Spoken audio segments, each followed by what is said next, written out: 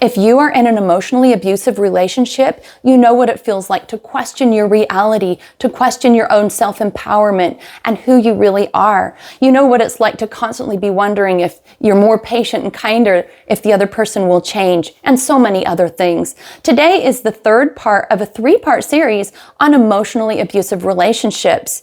And we will be covering some basic steps you can take to move forward. In the second part of this 3-part series, we discussed 3 books that could be useful to you. So if there's not enough information in this video, I refer you to that second part video and then to those books to gain more information. And of course, ongoing therapy and support to help you as you identify steps of what you need to do to move forward. But by the end of this video, you will have some basic ideas of some things you can start doing today to help yourself recover and move forward if you're in an emotionally abusive relationship. Now, this can be really overwhelming and there's so much to take in, but I do have a download, a 7-page download of all the basic points that I make during this entire 3-part series. So you can get that download and review it to kind of check your thinking and give you some guidance as you move forward on your journey. All right, let's get going with identifying some of the steps that you can take towards reclaiming your peace and your voice and your inner strength. These are some simple, practical steps to begin shifting that dynamic from feeling pinned down emotionally to restoring your own autonomy and your own voice. One of the first steps, and this is so important, is to start rebuilding your own internal reality. I can't emphasize enough in my work with women who have been emotionally abused, and a lot of it's childhood too, not just their partner. Maybe it's a father or mother that emotionally abused them, but they really don't believe their own thoughts and feelings. They don't believe that they're valid or that they're okay. And it's true that every single thing you think and feel you don't need to act on, and it's not always like representative of the larger global truth, but everything you are feeling is valid and your thoughts are valid. They deserve to be heard and to be given proper weight. It doesn't mean that they're always, everything you should act on, like I say, but you want to start rebuilding your reality. So one thing you can do is to build a reality journal. That is, if you feel gaslit or confused, to write down facts of the event immediately after it happened. Note what was said and how you felt. This is your anchor when someone tries to rewrite history. So again, you just take a journal and bullet point or write in a narrative style the facts, what you said, what they said, and what you felt, so that they cannot rewrite that for you. Another thing you can do to rebuild that internal reality is to do a physical body scan. When you're around your partner, just quickly mentally scan your body. What part of you is tense? Is your shoulder or your shoulders tense up to your ears? Is your stomach tight or churning? Trust your body's warning system and just take a mental note so that you know how your body is responding to these moments. And then one point that I make with my clients, this is a very popular exercise, I would say I do with everybody that is struggling in an emotionally abusive recovery, is to ask themselves multiple times a day, what do I think, what do I feel, what do I want? Those 3 words. In fact, I suggest an invisible tattoo. I suggest Post-it notes. I suggest writing on your arm with a marker. Whatever it takes, ask yourself over and over again, what do I think? What do I feel? What do I want?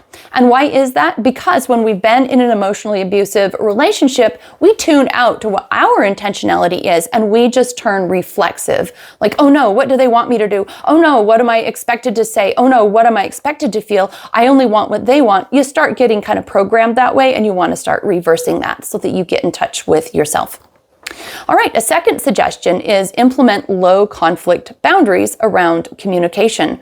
And so that would look like pausing. If a conversation turns into an attack or aggressive sarcasm, then push the pause button. Say something like, I am not able to have a productive conversation when things are heated. I need to go take a 20-minute break and cool down. Another thing you can do is use I statements to focus strictly on your own experience rather than their behavior to reduce immediate defensiveness. This might look like, instead of you controlling my money, I feel anxious and restricted when I don't have access to our shared accounts. So again, to repeat that, instead of you control my money, say I feel anxious when I can't access my own accounts. Now this requires a disclaimer.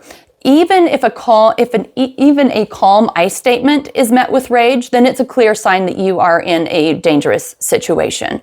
So you're just trying to do the best you can to diffuse it and to communicate in a healthy way, in the best you can. But if that doesn't work, then yeah, you really need to be aware that this is really a bad situation. Okay, a third pointer would be to expand your world, as in reaching out for support. You need to reach out to one trusted friend, one professional, and tell them the honest, raw truth about what is happening. Use clear, direct facts without softening the detail. Either way, it could be a friend, it could be a professional.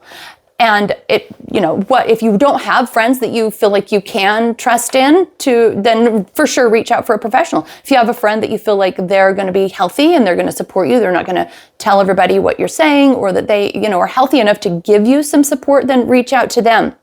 But you want to be aware, some friends, if they're also in a really bad situation, they might give you bad advice like, well, you probably should just be more patient. Maybe it really is your fault, or he is under a lot of pressure. They can turn into the voice for more of the same if they're also struggling with some of these same issues. Another piece of expanding your world for support would be small wins of autonomy. Make one small decision today that is just for you, like taking a walk alone, choosing to eat a specific food that you want, or making a phone call to someone you want to talk to. Notice how it feels to have that control.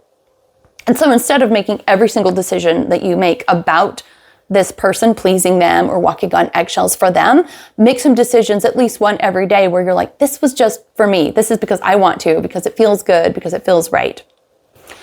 All right, we have one more set of tips, but before I do, is there something that stands out?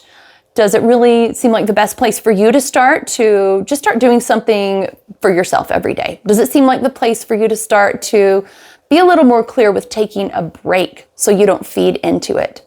Does that seem like the place for you maybe to ask yourself throughout the day, what do I want? What do I need? What do I intend? What seems like a good starting place for you? Put that in the comments so we can have a little discussion amongst viewers. Okay, number 4, the last one would be prioritize safety. And this one, of course, as all of them, is important. If you're really in a dangerous situation, you need to create a safety plan. If volatility is high, like keeping your phone charged, knowing where keys and important documents are, you can quietly do these things in the background, make a little pouch with your documents, or have even a separate pair of keys made up, that kind of thing, so that if you did need to leave, then you wouldn't be like blocked and so forth from doing that. Boundaries are often most effective when they are supported by a trauma-informed therapist. Having a therapist on hand if you feel like this is really escalated or kind of dangerous is critical, and also knowing how to quickly contact the police, or knowing where domestic violence shelters or advocates are. Those are all incredibly helpful, especially if you don't have a lot of support, like with maybe friends or family that could immediately help you. And again, this safety planning is if we're pretty escalated and it's pretty far down the rabbit hole. And there is a national domestic violence hotline that you can also call if you feel scared or nervous and you need some support. It's 800-799-7233. And just as a reminder, this is just for information purposes only. We do not have a patient-client relationship. I'm just providing education to support you. I know how hard these things can be. I've seen these situations in my family. I've been through them myself, and it can be terrifying to feel like maybe you really are the problem and maybe you just need to be nicer longer. But I am here to tell you that your safety and your health matter. You can take steps to either change the dynamics in your relationship or to leave. If it's not super, super intense and the person's very willing, then there may be some opportunity for change, but often not, especially if it's been going on for a long time. And so it's really important to start getting your voice back, making decisions for yourself, and see if they're willing to support you in that. So again, to recap, we've covered some really important things you can be doing to work on your own thoughts, your own voice, your own behavior, setting limits on the conflict, taking a break if needed, and reaching out for help for sure if needed. And I encourage you to do that. And don't forget to download that 7-page handout that I have that includes all the information from these first 3 videos, part 1, 2, 3 of your emotional abuse toolkit. I hope you download that and refer to that so that I can give you that support. And I will see you in the next video.